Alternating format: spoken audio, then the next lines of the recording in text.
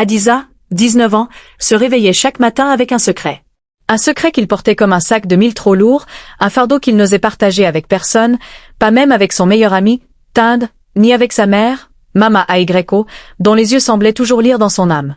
Ce secret, c'était une habitude qu'il avait découverte par hasard à l'âge de 15 ans, un soir de solitude dans sa chambre exiguë, éclairée par une lampe à pétrole vacillante. La masturbation était devenue son refuge, son échappatoire face à la pression d'un monde qui attendait tant de lui. Mais aujourd'hui, ce refuge s'était transformé en prison. Adiza était le fils aîné de Mama Aygreko, une veuve qui vendait des ignames au marché d'Ibadan pour subvenir aux besoins de ses 3 enfants. Il était l'espoir de la famille, celui qui devait obtenir une bourse pour l'université, devenir ingénieur et sortir les siens de la précarité. Mais ces derniers mois, Adiza se sentait dérivé. Chaque nuit, après des heures passées à lutter contre des pensées qu'il ne comprenait pas, il cédait à son habitude. Au début, cela semblait inoffensif ou une manière de relâcher la tension, d'oublier les regards désapprobateurs de son professeur de mathématiques, M. Okonkwo, qui le traitait de paresseux devant toute la classe. Mais bientôt, les nuits blanches et les matins lourds de fatigue avaient pris le dessus. Ce matin-là, alors que le chant du coq perçait l'aube, Adiza se leva avec un mal de tête lancinant. Ses yeux étaient cernés, ses mains tremblaient légèrement. Il avait encore passé la nuit à se perdre dans ses pensées, son corps cherchant un réconfort éphémère qui laissait place à une culpabilité écrasante. « Pourquoi est-ce que je n'arrive pas à arrêter ?» se demandait-il, fixant le miroir fendillé accroché au mur de sa chambre. Son reflet semblait lui reprocher quelque chose, comme s'il Adiza d'autrefois celui qui rêvait de construire des ponts et d'impressionner son village s'était évanoui. Au lycée, les choses empiraient. Adiza, autrefois parmi les meilleurs élèves, voyait ses notes chuter.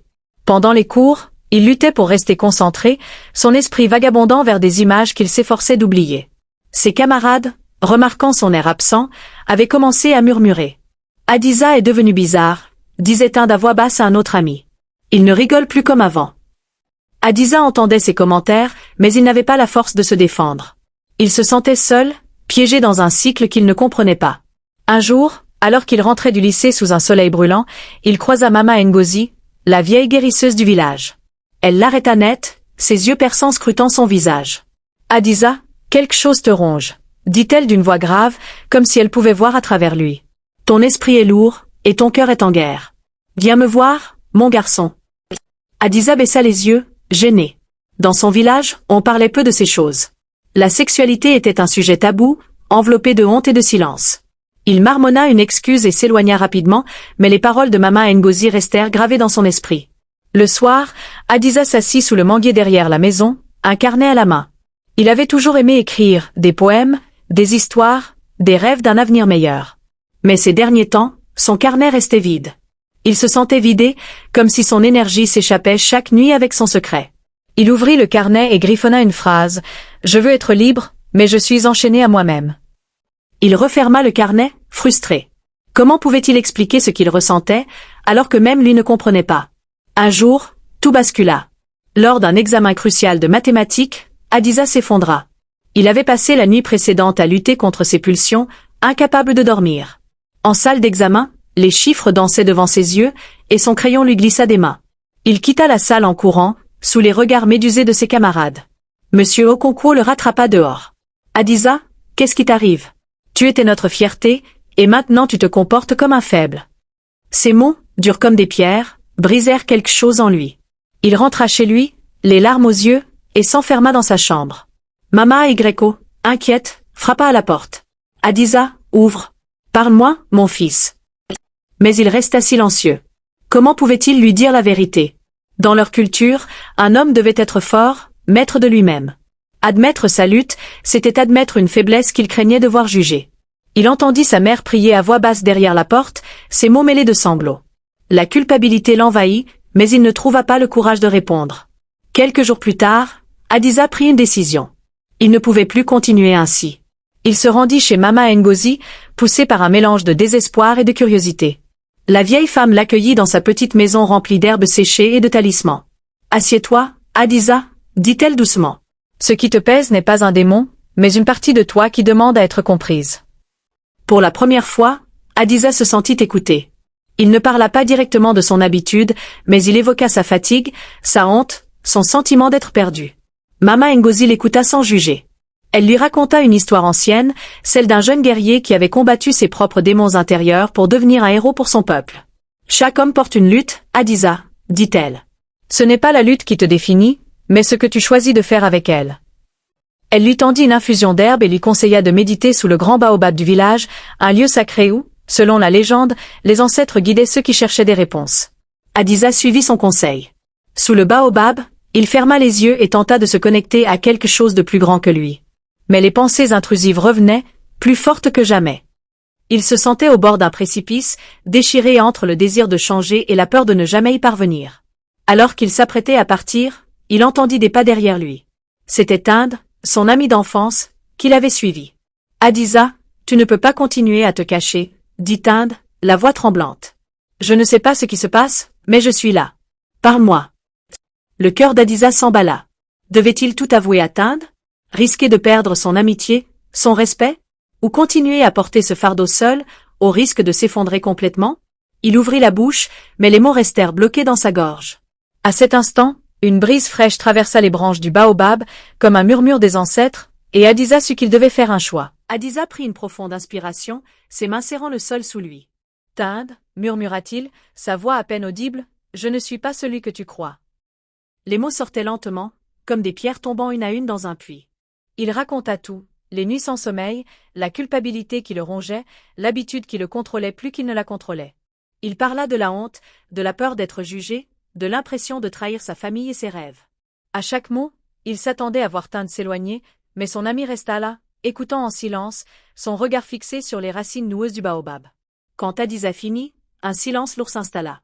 Puis Tind posa une main sur son épaule. « Tu n'es pas seule, Hadiza, » dit-il doucement. « Moi aussi, j'ai mes luttes. Pas les mêmes, mais on en a tous. Ce qui compte, c'est que tu veux changer. » Ces mots, simples mais sincères, furent comme une lumière dans l'obscurité. Pour la première fois depuis des mois, Hadiza sentit un poids s'alléger. Tind lui proposa de rejoindre un groupe de jeunes du village qui se réunissaient chaque semaine pour parler de leurs défis, un cercle discret organisé par le pasteur local, le révérend Adebayo. Hadiza hésita. Parler à Tind était une chose, partager son secret avec d'autres en était une autre. Mais l'idée de ne plus être seul le convainquit. Le lendemain soir, il se rendit à la réunion, le cœur battant. Le révérend, un homme à la voix douce mais ferme, parlait de résilience et de pardon. « Personne n'est parfait, » dit-il. « Mais nous pouvons tous nous relever. » Dans ce cercle, Hadiza entendit d'autres jeunes partager leurs propres luttes, certains parlaient d'addiction, d'autres de pression familiale ou de doute sur leur avenir. Il ne parla pas ce soir-là, mais écouter les autres lui donna du courage. Il commença à y retourner régulièrement, trouvant du réconfort dans cette communauté inattendue. Les semaines passèrent, et Hadiza entreprit de reprendre le contrôle de sa vie.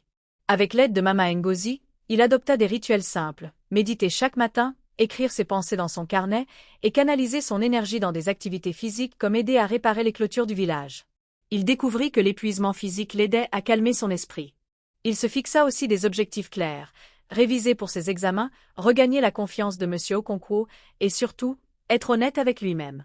Un soir, il trouva le courage de parler à Mama Aigreko. Assis dans leur petite cuisine, éclairée par une lampe à pétrole, il lui confia une version édulcorée de sa lutte, parlant de « distraction » qui l'empêchait de se concentrer. À sa surprise, sa mère ne le jugea pas. Elle lui prit la main et dit « Mon fils, tu es humain. Ce qui compte, c'est que tu continues à avancer. » Ces mots, venant de la femme qu'il craignait le plus de décevoir, lui donnèrent une force nouvelle. À l'école, Hadiza travailla dur pour rattraper son retard. Monsieur Okonkwo, bien que sévère, remarqua ses efforts et lui donna des devoirs supplémentaires pour l'aider à se préparer à l'examen d'entrée à l'université. Tind, fidèle, l'accompagnait dans ses révisions, transformant les longues soirées en moments de camaraderie. Lentement, Hadiza retrouva une partie de l'étincelle qu'il avait perdue. Il recommença à écrire des poèmes, cette fois sur le courage, la liberté et la beauté imparfaite de la vie. Un an plus tard, Hadiza se tenait sur une petite estrade au centre du village, lors de la fête annuelle des récoltes. Il avait été choisi pour lire un poème qu'il avait écrit, un hommage à la résilience du peuple Yoruba. Sa voix, autrefois tremblante, résonnait avec assurance. Sous le baobab, j'ai entendu les ancêtres murmurer. Ils m'ont dit, lève-toi, car la chute n'est pas la fin. Chaque cicatrice est une histoire, chaque lutte une leçon. Et dans l'ombre, une voix trouve toujours sa lumière. Le village applaudit, et Mama Aigreko, au premier rang, essuya une larme de fierté. Hadiza n'était pas encore à l'université, mais il avait réussi son examen d'entrée, et une bourse l'attendait. Son habitude n'avait pas disparu complètement. Certains jours, la tentation revenait, comme une vieille chanson entêtante. Mais il avait appris à la gérer, à ne pas la laisser définir qui il était. Il avait trouvé des alliés en Tinde, Mama Ngozi, et même en lui-même. Alors que le soleil se couchait sur le village, peignant le ciel d'un orange éclatant, Hadiza s'assit sous le baobab, son carnet à la main. Il écrivit une dernière ligne. La liberté n'est pas l'absence de chaînes, mais le courage de les briser. Il sourit, sachant que son histoire, comme celle de tant d'autres, continuait. Et peut-être, un jour, il trouverait le courage de partager son parcours pour inspirer d'autres jeunes à briser leur propre silence.